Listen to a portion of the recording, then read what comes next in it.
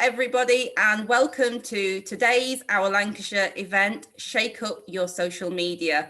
We've got three fantastic guest speakers lined up for you who are going to give you an insight into how they have engaged with communities that they target through the different, the principal social media platforms that we use. Of course, there are lots of types of social media used by lots of different age groups. So we can't, unfortunately, go into everything in the space of an hour. But without further ado, I would like to introduce you to Rachel Aitchison, if I pronounce that right, from Homestar in East Lancashire. And Rachel, we were discussing what a fantastic Instagram account Homestar have got at the moment, which I think was sort of quite motivated as well by having to take so many things online as part of the COVID pandemic. So over to you, Rachel. Thank you. Brilliant. Okay, thank you. I'll just do a share. Let's see if this works to begin with. Okay. So this will... Fantastic. That's working fine. Is that sharing? Brilliant. Brilliant. We'll just go back to the opening thing. Okay, so that's okay, is it? You can see that. Brilliant. So hi, yeah, I'm Rachel Aitchison and I work for Homestar in East Lancashire as a group coordinator, and I also run the Instagram page. We're a volunteer-led charity supporting families across East Lancashire. So just a little bit about us. Who do we support? We support any family within our area. This is at least one child in the home under the age of 13. And just a little quote at the bottom there, which sums us up. We're there for when parents need us most, because childhood can't wait. And the yellow bit there is us. We support Burnley, Pendle, Hyndburn, Rossendale and the Ribble Valley. So quite a large area. This is our Instagram page. We've just been running it for, started it before Christmas, a few months before Christmas, and we just recently hit 500, which is fantastic. So really proud of that. So we've got our Homestar logo up at the top and our name of the page, Homestar in East Lancashire, a little bit in our bio, just explaining who we are, and then our website link at the bottom. So that's been really good as well, just trying to get people to link up to our website as well to find out a bit more about us. The aim of the Instagram content is to reflect our Homestar ethos, which is support and friendship. So I've just included a few bits of the content that I have and some things I've learned along the way, and just bits and pieces that I have to remember as well. Obviously a massive thing, we're a charity, we deal with vulnerable families. So one of the big things is confidentiality. I always have to make sure that, you know, I've got permission to share photographs from parents and other sources. And the two main areas of Instagram I use are generally the posts and the stories. So I've got the posts on the left, and they're great for longer messages. You can share multiple photographs at once. You can add lots of hashtags, which are all the blue bits at the bottom, and you can tag other pages as well. So I'll mention those a little bit in a minute. And on the right hand side, we've got an example of a story. Again, you can jazz these up a bit with music, stickers, filters, GIFs, which I had to ask my teenage daughter what they were called because I couldn't remember. So yeah, stories are really great for sort of instant things that have happened, and you can add a little bit of fun to them as well. So these are my the things I've learned really. On the page, I go for a professional but an informal, friendly tone. You know, we're a volunteer-led charity. You know, we like to try and keep things friendly and informal. We're not statutory. You know, we're there to support families. So try and keep that tone in the page. I share any stories that other pages may have included us in. And they'll be notified of this, and I found that that's been really great to help build relationships with other people on Instagram. if I share content from another page, I acknowledge this by tagging them, so using the @ sign and adding repost to the end of their story as well. It sort of seems the polite thing to do. It seems to be the way people do things, just so you're not basically stealing other content. You know, you're acknowledging that you've done that.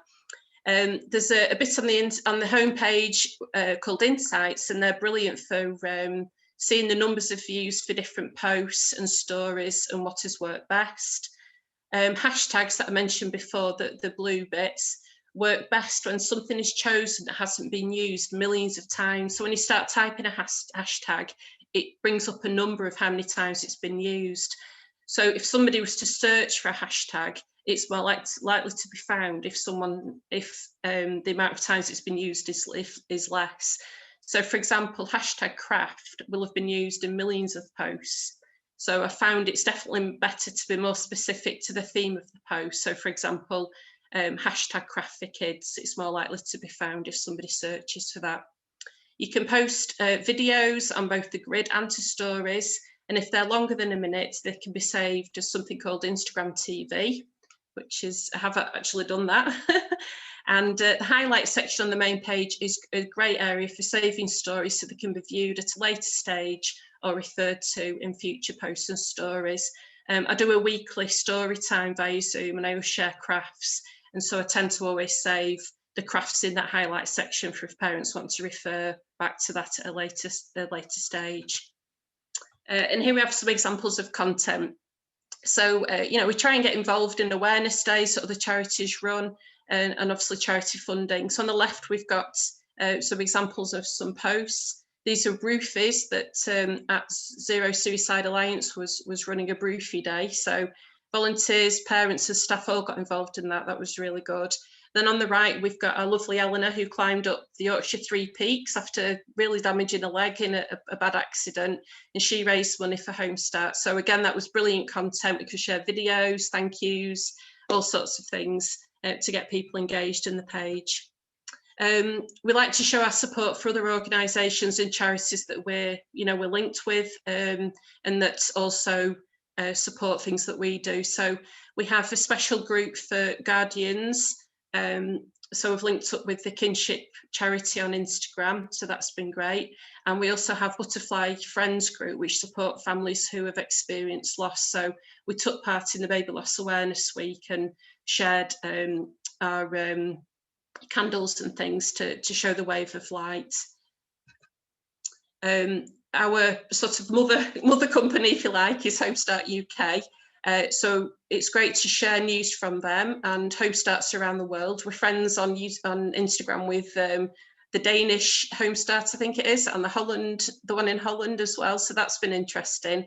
And there's a military Home Start over in Cyprus, I think it is. So that's been really good to see the different work that they do. So this is just a couple of events we've had this year. We're involved in we had an amazing partnership with John Lewis. So I don't know if you saw the advert, but our name did pop up at the end. So we had lots of news to share about that. And also earlier last year, Kay Adams, you might recognise from Loose Women, did an appeal for us as well. So all brilliant content that we could share. At the heart of Home Start is our volunteers. So it's really important that we celebrate those on our Instagram page as well. So top left, this seems a long time ago, pre-COVID. We've got our celebration day, so we could all stand quite close to each other. And then at the bottom, you might spot Gail. We've got one of our volunteer prep courses. And it's quite interesting to see those two photographs because it shows how times have changed. Because obviously at the bottom, we had to do it on Zoom. So, you know, we still managed to get that sense of a group going, but yeah, it does have its challenges. So yeah, brilliant for all those volunteers that stuck with the course. We like to connect with local businesses and charities, and we try and thank them as much as we can for their support and donations. We've had some amazing support, particularly during this pandemic. Asda Colne, the community champion there, has been wonderful. Rosendale Red Bag Project on the left, and the Prince's Trust in Nelson are just a few examples of other businesses and charities that have supported us, which is wonderful. I do groups. There's also another Rachel that does groups, and Joanne. So we do groups across, in normal circumstances, we run face-to-face groups, but we've had to adapt a bit and go online. So I do a story time, so we can share stuff to do with that on Instagram. I do a Homestart Explorers where we share a little challenge and then people go and do that out in their local area, and I send them a little e-certificate if they complete it. We have been able to keep some baby buddies groups going where we've been socially distanced and a limited amount of families that can come, and hopefully with lockdown being lifted, we can perhaps get back to some more face-to-face supports. But Instagram's been really good to support, to show the different things that we're doing, and for families to see photographs of activities they've been involved in. It's great for sharing news and ideas and supportive quotes. So in the middle there's a screenshot of the Instagram page. You can see the highlights, the circles at the top. That's where all the highlights are stored. And that's an example of how the posts are stored in a grid. So you can click back to those at any time, should you wish to have a look at something from a bit ago. It's really nice to look back actually and see what we have done. And I think particularly recently, it's been really important to share some uplifting quotes as well. I know a lot of other Homestarts do that and a lot of other charities do that as well, but we do get some nice feedback from that, just to hopefully give people a bit of a boost.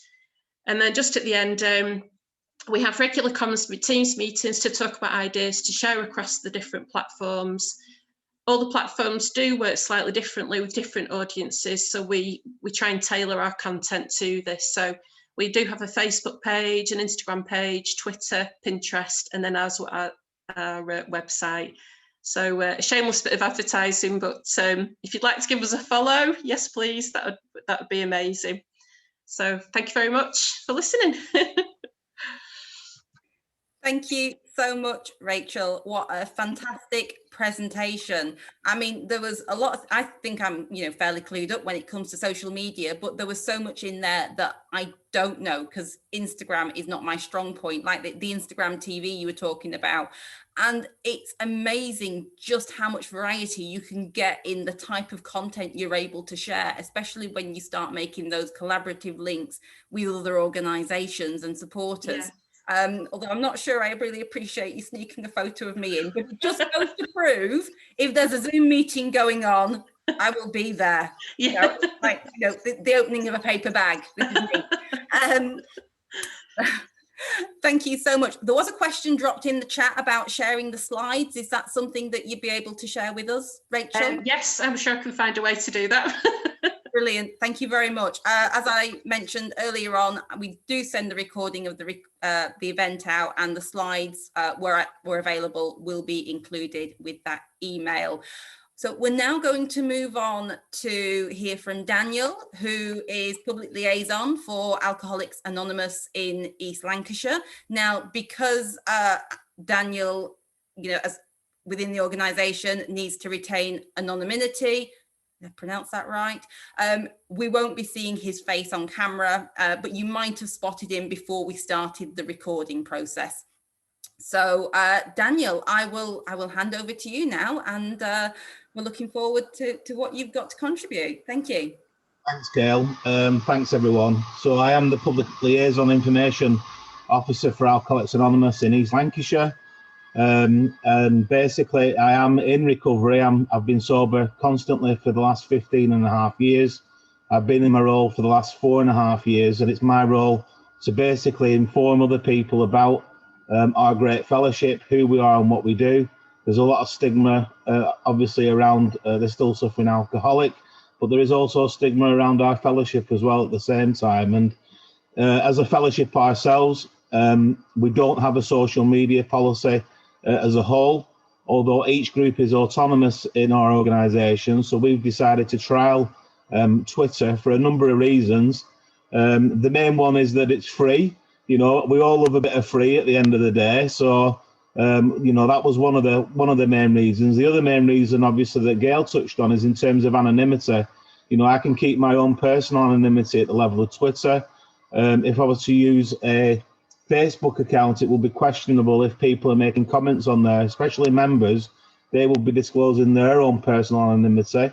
And on Twitter, you can keep your own, as members of AA, you can actually have another account where you keep yourself anonymous. You don't need to have your full name like on Facebook. So there are advantages in that respect. The other thing I think as well that's important is that, to me, there seems to be more control over certainly who you post and the things that you post on there. If someone starts, how can I put it, to put it politely, slagging your organisation off in any way, you can either block them, but if you feel that you don't want to block them and you still want them to see the post, you can actually mute them. You can mute people so that anything that they post on your page, they see it, but other people don't see it. So that there's a certain degree of control in that respect for us.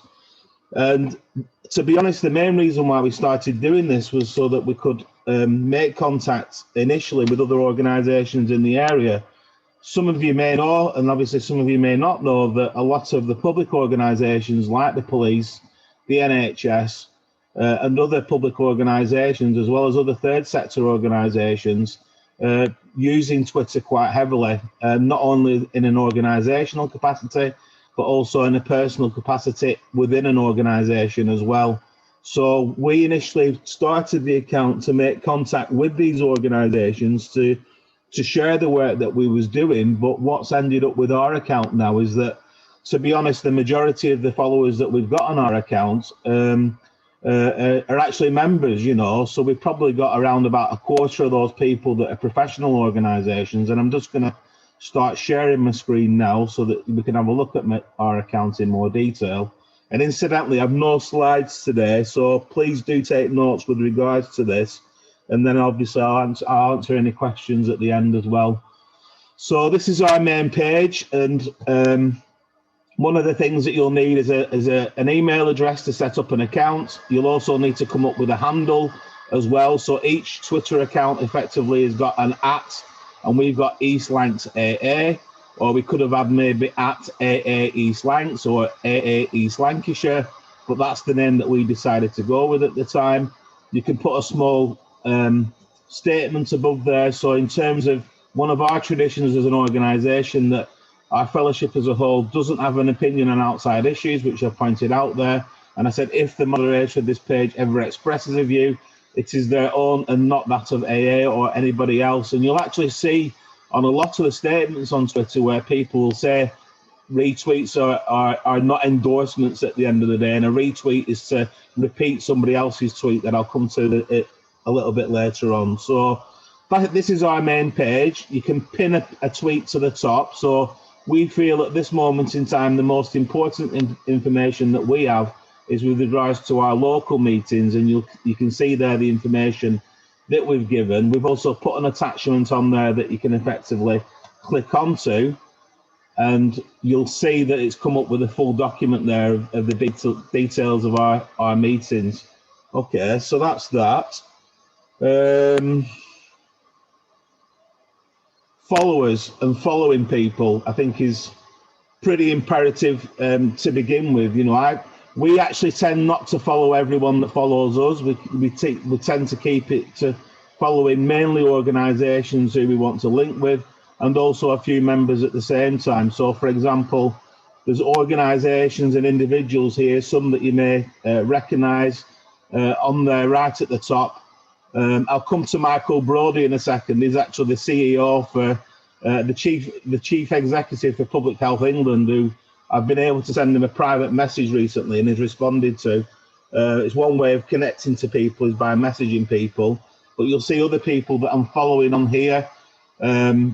These are people that I'm actually actively following activity.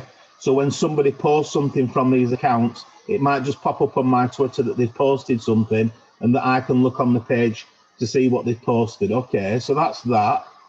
And then looking at followers, these are all the people that are following us as an organisation. And I can see that Blackburn Carers have just followed us just now. I think you're in the meeting. Very nice of you to do that. And I'll follow you back as well. I'll just demonstrate how you follow someone. So it comes up with their page, and I'm going to click on follow now, and it tells me that I'm following this organisation. And then if I look at the people that I'm following, I'm doing a little bit too quick here for the system. Hopefully it'll update quickly. Yeah, you can see there now that I've got a follower as Blackburn Carers, and I'm also following Blackburn Carers most recently as well at the same time. So that demonstrates that. I'm just going to show you quickly how you would do a tweet, and I'm going to cheat a little bit here because I need to retweet. I need to send the tweet out again with this top tweet here. Our meetings list is actually updated recently. So basically what I've just done there is I'll copy this information. I'm going to click on tweet. I'm going to paste it into this box. I'm going to add the picture that I need.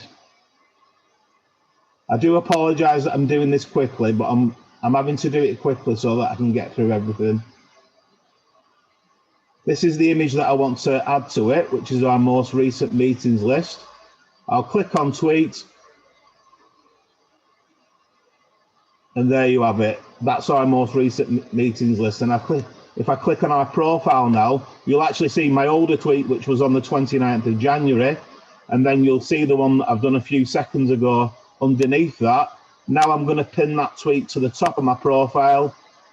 And you'll see that when I go back to the profile page, that new tweet has actually gone to the top of my profile now. Okay, so that's a very quick demonstration of how I would make a tweet without physically typing something in.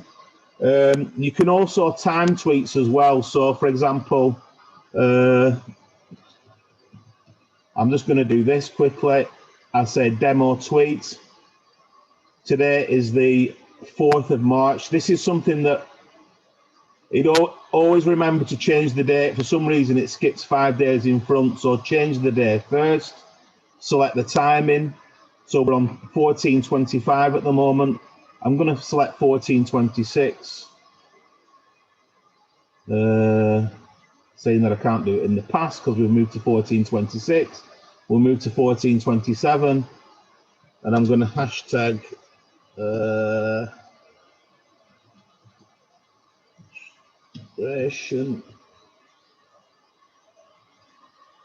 so that'll come up. That'll hopefully come up in a minute's time that I can come back to. But at the moment, you'll see that it's not on my page at this moment in time.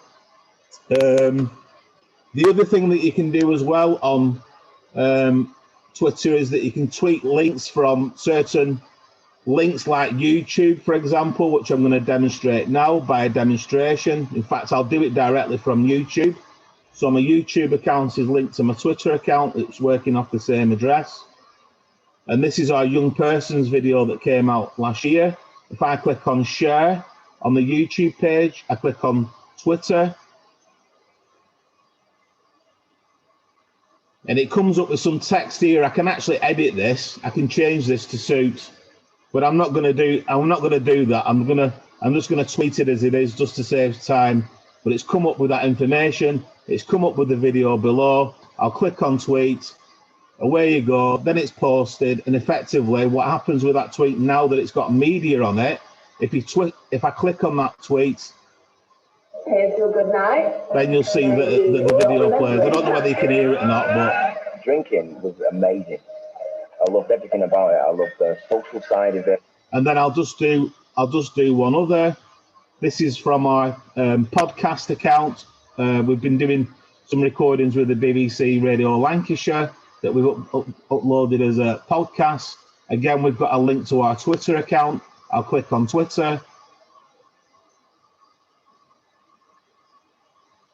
And again, it comes up with some text that I can edit to suit. I'm not going to do that just to save time, but I'm going to click on tweet.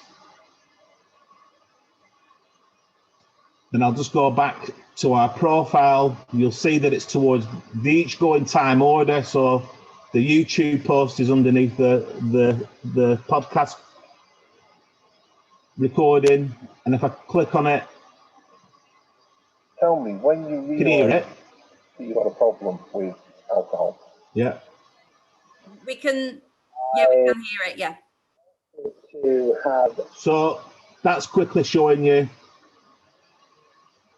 How I would do that, including links. You can physically paste links into the actual post as well. So if you wanted to create a link to a web page or your own web page, you can do that, and it would effectively create a link in there. And you'll see now that the time tweet that I did 2 minutes ago has actually come up on my page. If I actually click, Daniel, sorry to interrupt. The view that we've got seems to have frozen on the podcast page. Yeah. Do you want me to just hold on? Let me go back again. Can you see again? Yeah, we're back on the Twitter page now. Yeah. Okay. So the demonstration tweet has come up now. As you can see there, that's a time tweet. It's come up automatically. And what I tend to do is I tend to space the tweets out either at half-hour or hourly intervals during the daytime. Somebody asked about hashtags. We can talk about that at the end. But I've hashtagged the word demonstration. If I click on that, it will show me all the tweets that have come up in the world to do with the world demonstration. And the latest one is from us, ironically. And then you will see all the other organisations that have tweeted with the hashtag demonstration there as well. So that's that. How much time have I got left, Gail? Am I up? If we can just give it another couple of minutes, Daniel. Yeah, that's fine. So we've done that. Just some examples of how Twitter has helped us in terms of the links with organisations. We've created some great links with probation, with the police. Just this weekend, I tweeted the story from the guy from the Royal Navy, and we engaged with an organisation called Healthier Heroes, and this is in my mail. You can see. Can you see this? Has it come up? Yeah, the messages. So yes. We've had a. I'm allowed to share this, by the way. I've asked for permission, but we've had a conversation to one side. I've sent him some links to meetings for veterans. I've also sent him a copy of our poster and other material that we give out.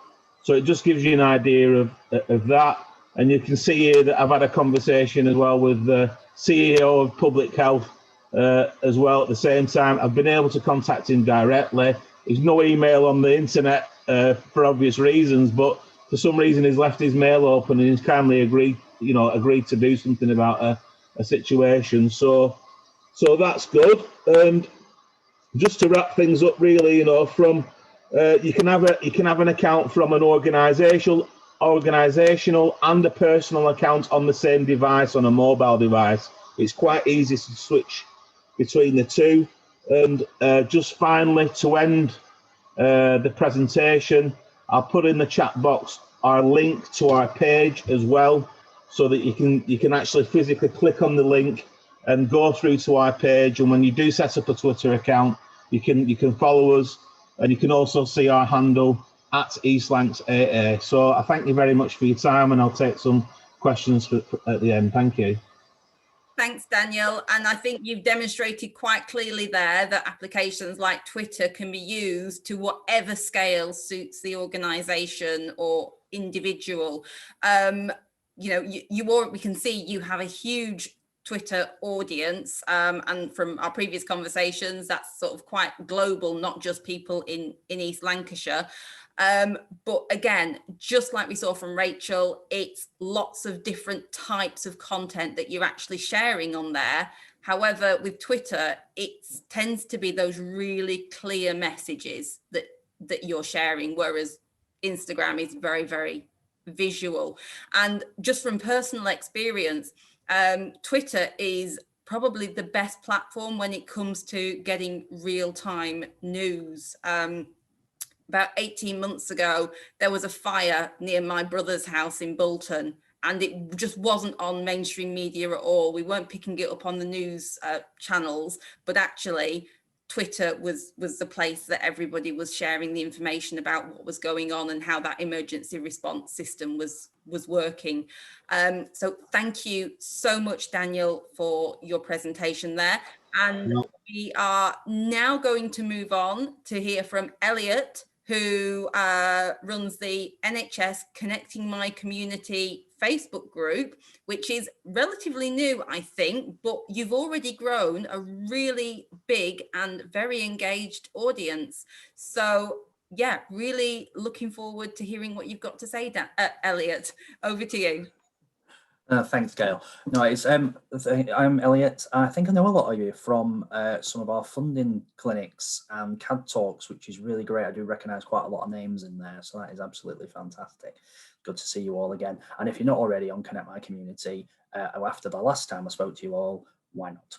You know. So anyway, no, we started Connect My Community NHS in July 2020, around the 20th, to be able to help groups mainly in central Lancashire with awareness and sustainability, which is why we do the funding clinics and things.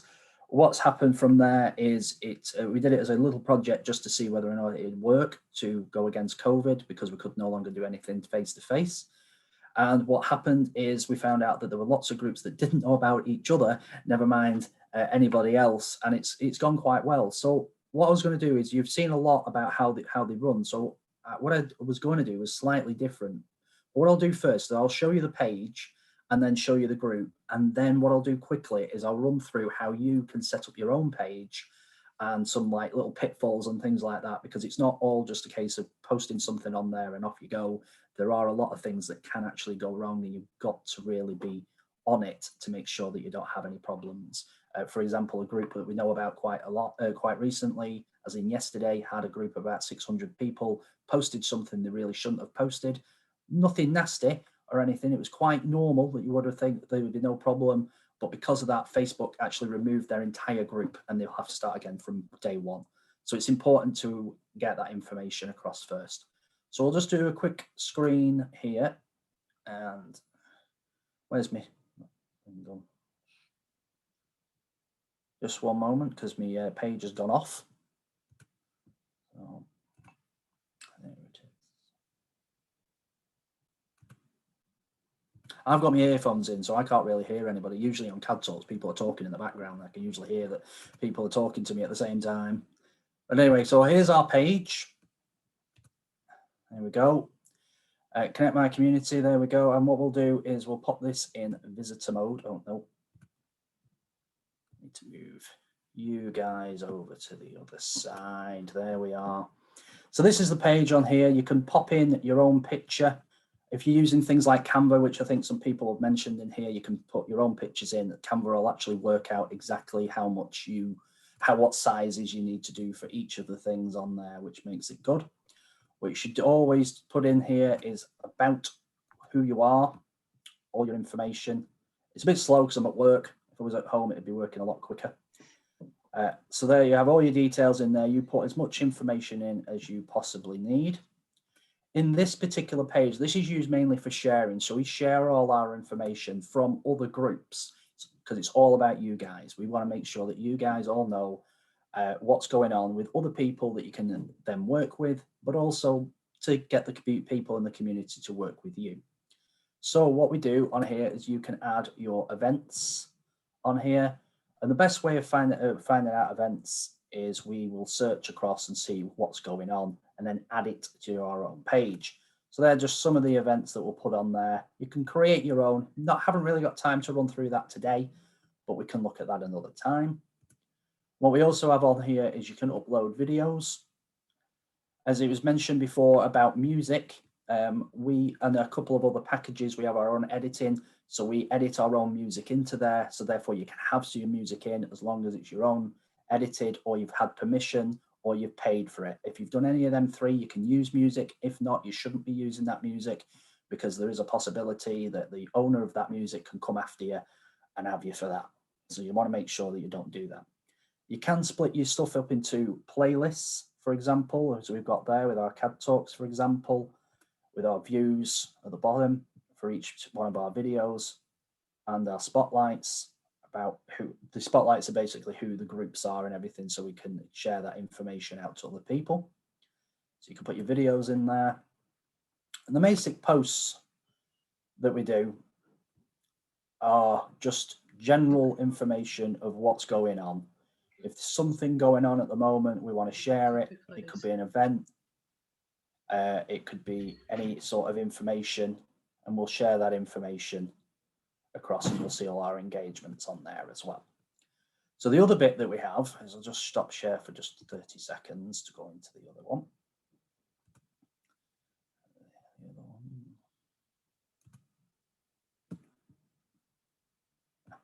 I had it up already. Joy of technology. I had it up already, but it's at the top up here, so I couldn't see it. So we'll just do it from here. Is what we have on here is we have, the idea was to have groups in all of the different areas, but that hasn't happened at the moment. So at the moment, we only have our central group. Now, the idea of having your page is public, so everybody will see that information. But if you run a group that involves confidentiality, the best thing to do would be to create your page so you can have all your shareable information, but create a private group like this, and then in there, nothing can be shared out. Information can be put in and people can click to it, but it means that nobody outside of that group will be able to access it. The other thing that you should do with that type of group is to make sure that everybody is on approval. It will give you this option at the very beginning. It will say, do you want to make this all the people approval or non-approval? Make sure that you put everything as admin approval, because in that way you can monitor what is being posted on that page. So you're in full control all of the time. That's a good way of actually not getting yourself blocked by Facebook, by somebody putting on some sort of like selling some fake sort of spam or anything like that. So make sure you have that on. The other thing you can do within groups is you can monitor your members on there to see who's actually joined, who's not joined, as in like who's got your approval but who's unavailable. So these will be fake profiles or people who have deactivated. Then you've got your pages, and you can also see who's new to your group. But also in here, they have a file section, so you can upload any files. The good thing about having a private group with files is, say for example, you're a food bank along those lines, and some people don't actually want to say, hey, I need a food bank. What they can do instead is you can put the form in there, it's completely anonymous, and they can just access that data themselves, which makes it a hell of a lot easier. So in the group, we've joined, as you can see there, up to 653 since July of last year. It's going really well. And what we tend to do on there, we allow them to post their own stuff so we can share their information and everybody knows what's going on. And we can do all the posts there, which is cool. And we can, like I say, share our own information from the page as well. But this one's more engaging, that people can get involved in those things. But what I am going to do is just to come off there is, I'm assuming that a lot of you would be on here, now I might be wrong, but a lot of you might be on here about how you can do your own group or your own page. So what I think I'll do is I'll just see if this will come up, and I'll share this as well. And it's not going to come. Ah, there we go. We'll do that. And so we'll do it on screen. We'll do it on screen. So you can all see my screen. Yeah. And what we'll do is we'll open this up instead. And here we go. We've created, because I have to train all of the team, who none of them did social media before at all. Some of them were unsure what a Gmail account was, or a Google, or an email account, or any of those things. So having to train people from scratch, we created a number of infographics that we can send out to groups, and we can send that out to you to how to quickly set up your page. But we set up this like figuring out Facebook one as well. So if we just skip some of the little bits and pieces, so as long as you got like your laptop, phone, iPad, you can access the internet, you can get started. So don't worry about that. So obviously, what is Facebook? Some of you might not know. Some of you might have come on. This might be the first time you've actually come across Facebook, as in why you should be using it for your community group. Because you can use it to share community, interact with businesses, entertainment, whatever you need for it. There's all these different reasons. And the main reason for using Facebook as the main social media is there is 2.6 billion users on there, which is a hell of a lot. So if you're doing just out, if you're only targeting people in your area, you can target people in your area. If you're looking for outside, you can do that too. As you say, you can post there why we use it for social isolation. These are people that have not got digital poverty, because obviously you can't target them at the moment. And then you've got your friends and followers. So there you can find your physical friends, which is on there known as the wall. which is that bit that we showed at the beginning. You can find somebody else on there, but you can also follow businesses and groups. It explains there what the post shares and emojis will be like. I don't need to talk you through it. We're not at school. You can read. So don't worry about that. So to create an account, you would go to Facebook, new account, fill in the details, the date of birth. Now, the best way I've seen it is always to there's two ways you can do it. You can, if you want a group page, you can set up your own profile and then create your page from that, which is what we've done with Connect My Community. That is actually on my physical page as my physical group. Alternatively, you can create a new profile for it and do it that way, although that can be problematic, because if you put in something like Connect as your first name, Connect and Community as your surname, that's quite clearly not a real person, and Facebook will just delete your page before you even get started. So it's important, if you are creating a new page for your business or your group, is to do it through an actual person's page first and do it as an extra on there. But I'm sure our Lancashire will go through that at some point. So there's other bits of information regarding your profile. This can be how to set up your own personal page, but also your actual page off that, because some of you might never have done social media. So there's lots of different information regarding that, posting precautions. Once you've clicked it, it's out there. You can delete. Twitter's a little bit harder to delete because usually once it's out there, people know about it quite quickly. Facebook's a little bit slower. You can still delete them, but I'd really be careful what you put out there. So you've got your pages, and there's the two differences between a page and a group. We've just gone through that. There's a little bit about the Connect My Community. For searching, like you did with hashtags, aren't used as much on Facebook as they are on Twitter and Instagram. It's usually through the @s. The reason we call it @MyCommunityNHS is it's quite easier. It's easier to find than it is going through Connect My Community NHS. Blah, blah, blah, blah, blah, blah. You don't want it too long. You want your search name to be quite short, quite easy. That's what we do there. Any questions? So what we'll do is we can do at the end. So if we have any questions, you can click into Insights. I can't really show you the insights as such, but we've hit 100,000 people within a 6-month period, which is very high, and our videos reach about 1,000 people per video of unique users and things. So there's a wide scope of how you can actually do that. Another one would have to be through boosting, and that's where you pay for your ads and things. And in that way, what you can do is you can actually target the people you want to speak to. If you only want to speak to people in East Lancashire, just in East Lancashire, you can target just East Lancashire. If you want to target people East Lancashire that only have interests in things like knitting, for example, you can actually hyper local it down to that area and just hit the people you particularly want to speak to. It can be expensive, but it can actually be really cheap. We've hit 5,000 views in one video just on about £3 or £4. So it can actually be done. It's just down to targeting. But what we'll do, that's me. We can do off that. I have got some infographics for Twitter, Facebook, and a few others. And what I can do is I'll send them over to Gail, and if she wants to send them across, you can use them as well. Thank you very much. That's brilliant, Elliot. Thank you very much. And absolutely, I will share anything that you are willing to send over to us for our audience today. So I love the fact that you've got your spotlighting of organisations. The 650 members plus that you've got on there, would you say they're all, either voluntary community, faith sector organisations and public sector workers? Or yeah, they're broke down between the members of the community, social prescribing network, there's about 16 in there, and about 80 to 90 community groups and a few staff. Right, so that's a huge catchment that you're actually getting when you think about all the people that those community groups are in turn servicing, which is fantastic. Well, it was 75 last time I looked, and that was at 450. So I think it's a lot higher than that actually now.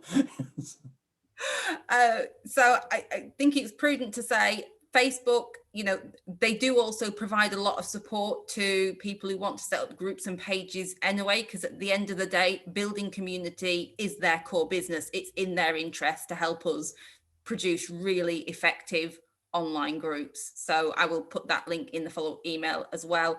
And yeah, I've kind of been stung before when you mentioned about the ability to change things. You can edit quite easily on Facebook, but I think it tells you, doesn't it, if a post has been edited. Whereas if you send something out on Twitter and you clock that you've put a spelling mistake in there afterwards, there is no point of return. It is gone.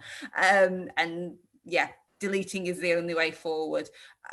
And the targeting as well. I always feel really bad when I see a targeted advert for some company that's based in like Cornwall, and I think, oh, you've put your parameters in wrong there. I'm not meant to be your, I can't use your taxi firm.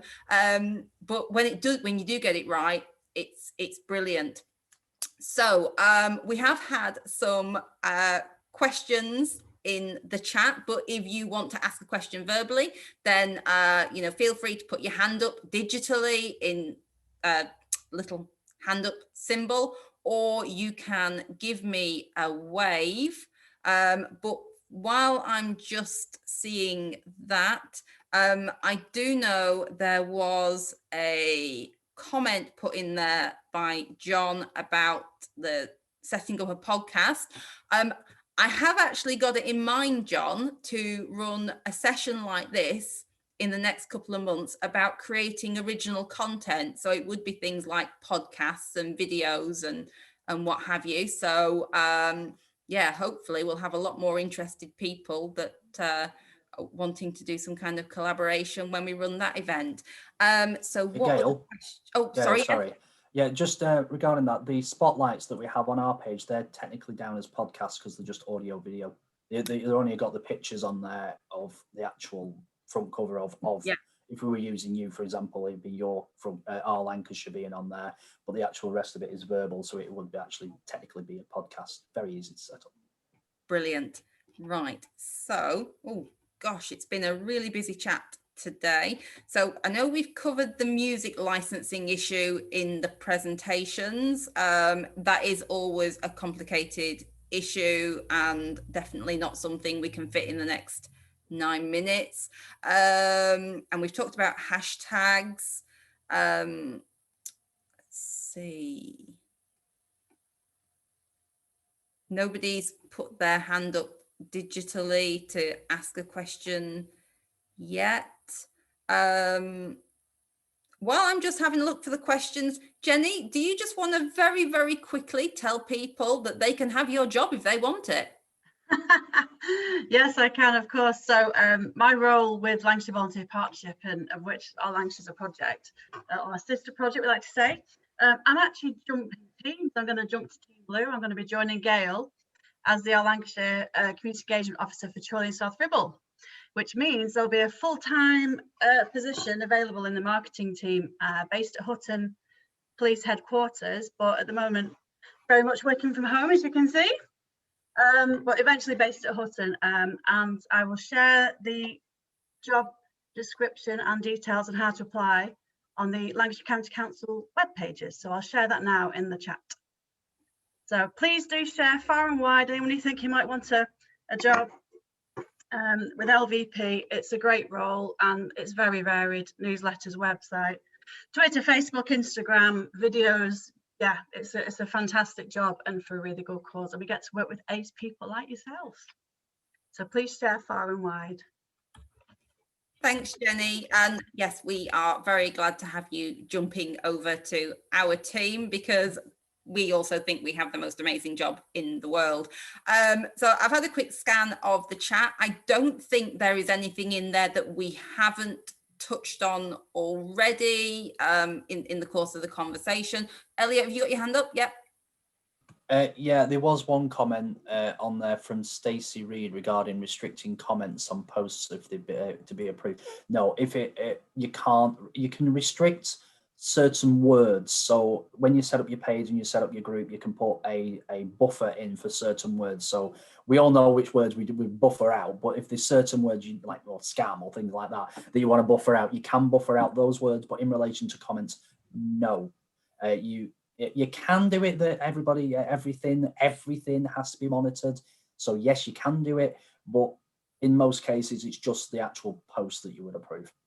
And then you can just check them afterwards. Thank you.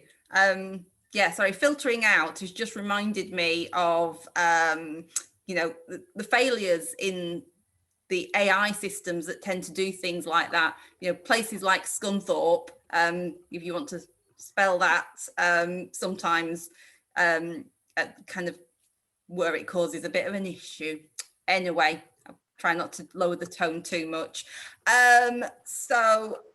Gail, I've got my hand up. Oh, right, sorry. Yeah, go on. You can't see me, but my virtual hand is up. There was something actually that I missed off my presentation that I think I should mention. If I can just share my screen again. Just give me a moment. And that was with regards to adding people on tweets. So, you know, when you want somebody's attention on a tweet. Can you see my screen, incidentally? Yeah, yeah, we can. So that new tweet that I've done with the meetings list, it actually comes with various people and organisations that I want them to actually retweet the original tweet. So I've instructed them to retweet it, and one organisation has already retweeted that on their page for us. But if you ever want the attention of someone, you just add what their name is or the handle is, and it'll bring it to their attention. The other thing that I wanted to mention as well, you can look at your analytical data on Twitter, so you can see how much, for example, how many impressions your tweets have made. And last month was actually a really busy month for us. We made 432 tweets, as you can see. We had 227,000 impressions, 156 mentions, and we had 113 new followers. And it tells me who was our top follower during that month, what was our top tweet, and who was our top mention as well at the same time. And that particular tweet on its own, when I find it, I think it had about 9,000 impressions when I looked at it, something like that. Something insane. It's an insane amount. We had about 40 people. This one it is. So each tweet, you can look at the analytical data.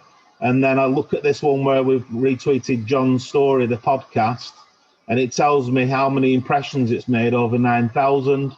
We've had over 400 engagements, and then I can expand even further and see how many likes, how many people have clicked on my profile, and all the rest of it in that details. And the final thing that I'd like to say about this as well, can you see that map of England come up?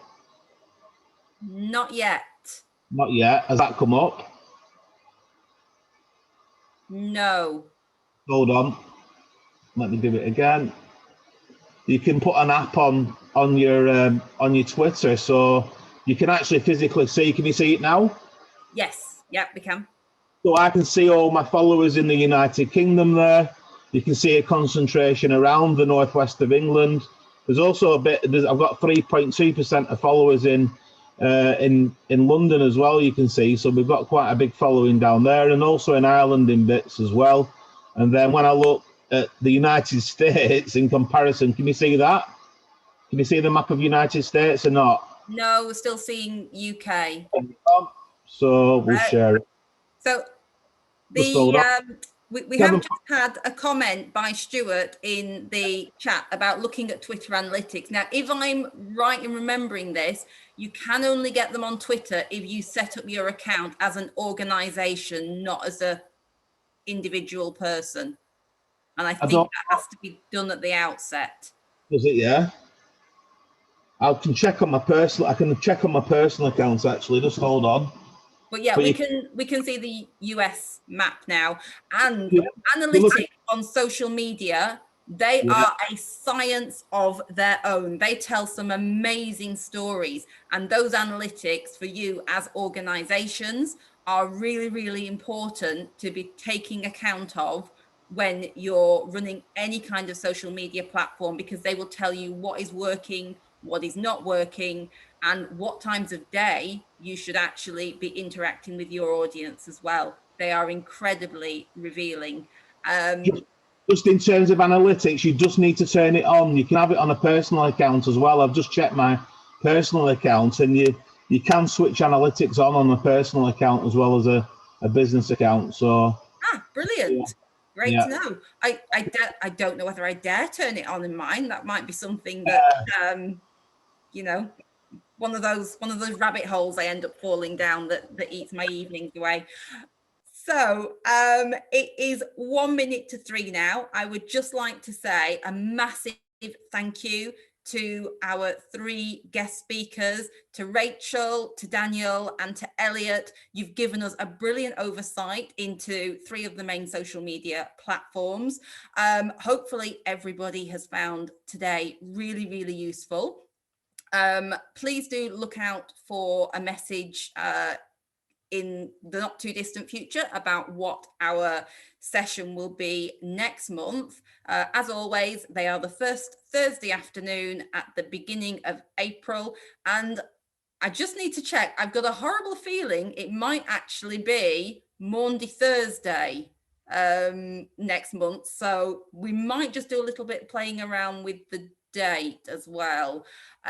But as always, thank you so much for coming, and we really appreciate your support, but equally we are here if you need any support from us. Please do just get in touch with either myself or whoever the Our Lancashire engagement officer is for your own district, and we can all be found on the Our Lancashire website. So thank you again for coming. Have a great afternoon. Thank you. Thank you. Thanks a lot.